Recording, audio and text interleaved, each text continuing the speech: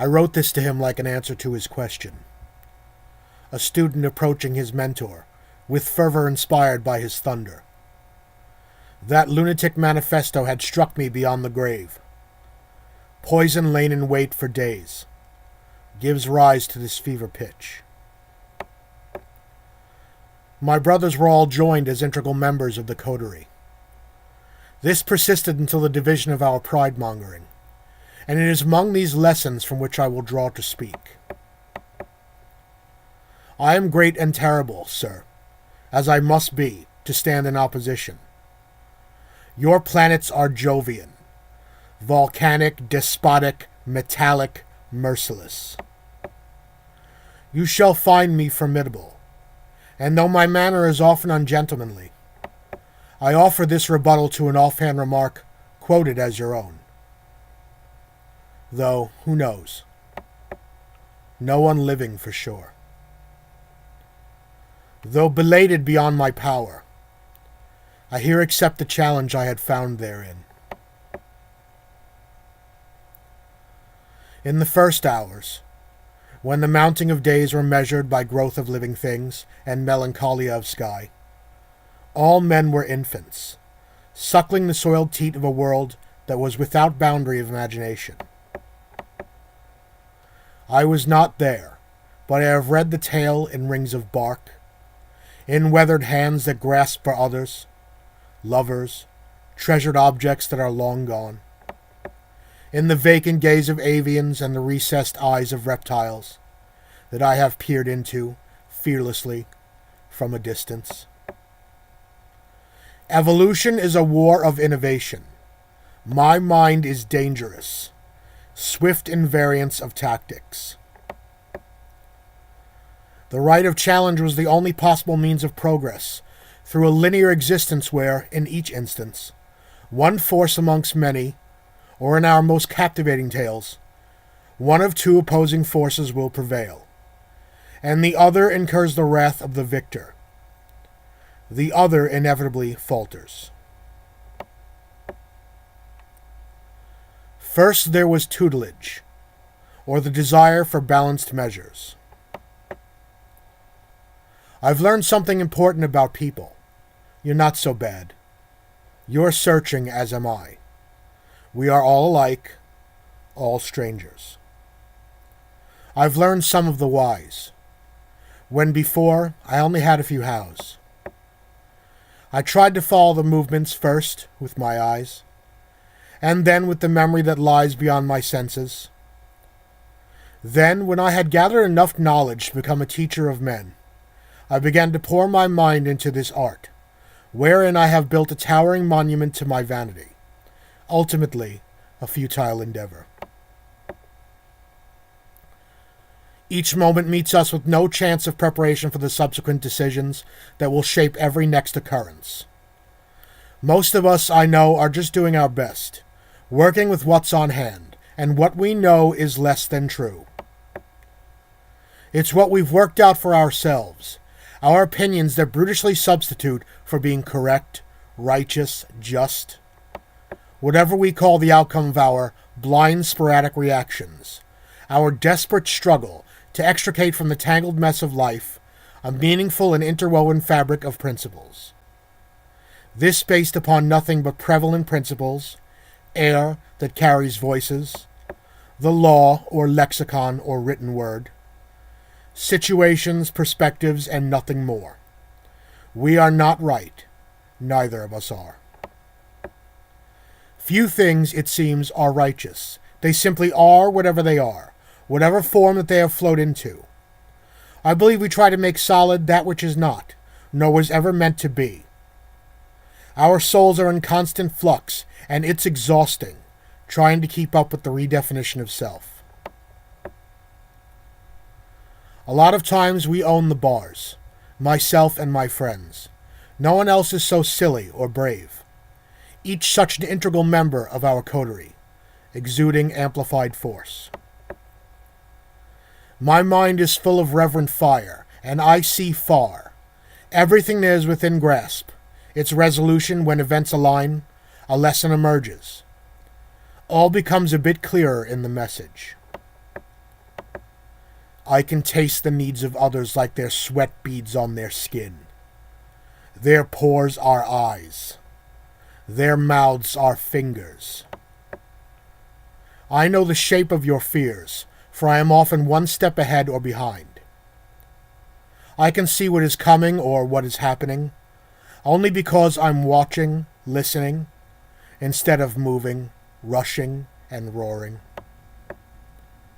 It occurs to me that I am not weak when I am calm, or even when I am vulnerable, exposing flaws. I am strong even then, if less concerned with the outcomes of these outbursts. My heart is my life, is filled with the profundity of a truly noble pursuit, purely the betterment of self, and by process of time and motion, maturation. My small contribution to everything that I am part of. Circuits of energy that permeate, vitalize this crude matter, giving it purpose and motion, giving it strength and action. I must add something useful. I must not falter. A single sentient, a microcosm of others, sufficiently like-minded. A community of such that live and thrive in concordance with the law of popular election. A populace that, by way of life and circumstance, are joined in fate. A tiny sputtering mote in a great and terrible, vast and sweetly opulent darkness. I am all of these. I am one man, a conclave of the same, a nation, a world. And a surrounding darkness has come to rest within, offering a wisdom of ages that are forgotten by many, but within the care of some, live on. I am one such. Then there was sortilege, or the desire to imbalance the equation, gain an improper advantage. Prepare to weather an assault upon your existence, and like a bruising blow may rot or give rise to new growth. Know the gravity of my disdain, what I am willing to suffer to grow stronger. I would stand when injured. There is no one else around. I would call them to stand for the injury, but there was no one else on their feet, where I stand sentinel over this boorish tapestry, its tawdry sigils and banners rotating at the edges of vision. This blank canvas over which my command is obvious. My command is absolute. Though you do not dare enter the corona of leaven light where I stand at the heart, at the center of conflict, waiting where our minds war, I will face you. I know you want my power. I know you want what is mine, all mine. I called to them when the pain of my injuries motivated me to revenge myself. Be done with it. Be rid of them. I know your hungers are my own, mirrored in reflection of urgency. You equally frighten me for your unknown capacities and proclivities to offer ill advice, forwarding your own ambition. I am a feast of hardened thoughts. My voice is razor sharp and deafening in a silent array of observations, opinions, recollections, and confident statements, all as it comes to me. I know you feel my eyes searching your faces as I pass by.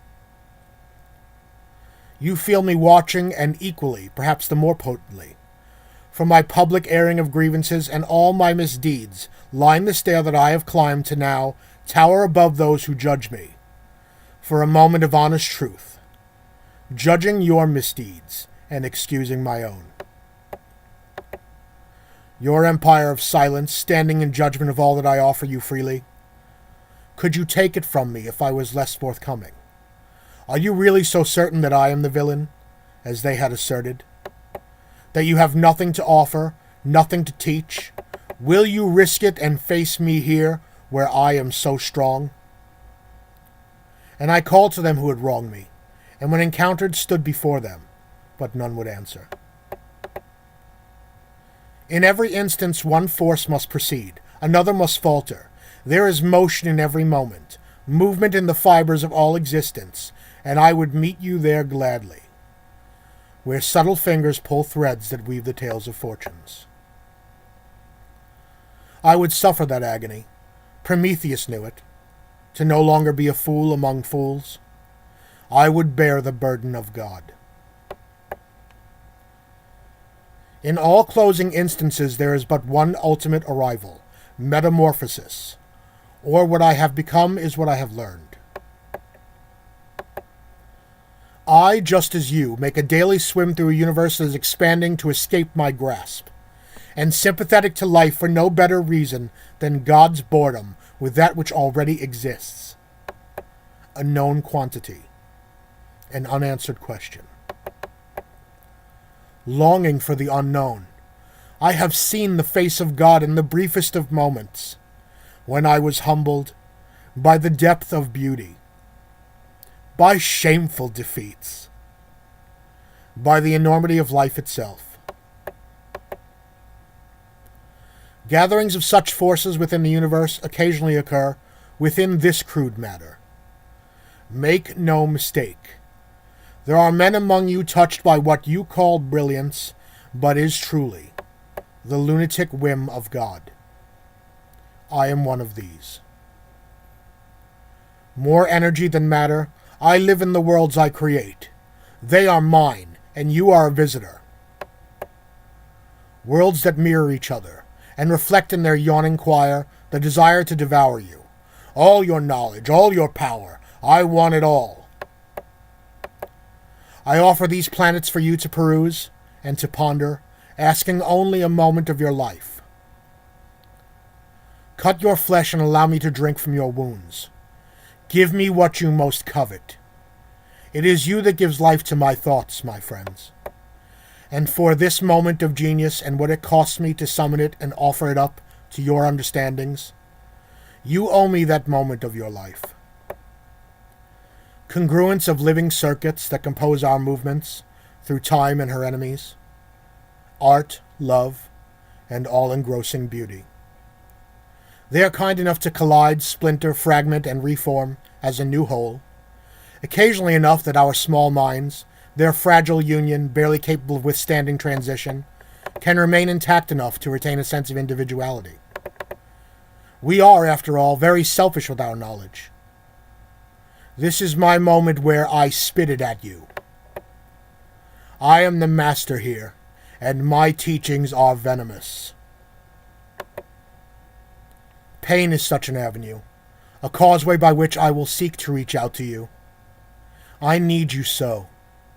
Love me.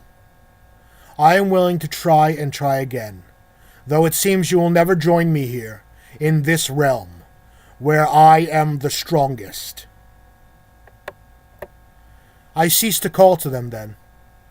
In the silence that answered, I became calm.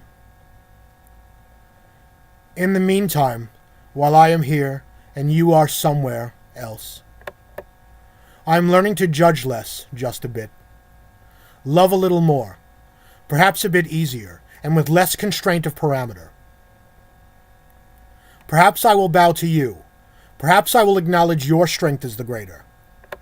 If you will but challenge me, I will give you all that I am. I'm trying to accept others regardless of whether they will make the same efforts on my behalf. Does it matter? My own peace of mind is the zenith of these concerted efforts to reach you. Your decisions, your repercussions, these are your journeys. And I wish you well. God's Boredom by Daniel Christensen. Writing as Daniel, Shadow, Loveless. A subject for a great poet would be God's boredom after the seventh day of creation. Friedrich Nietzsche.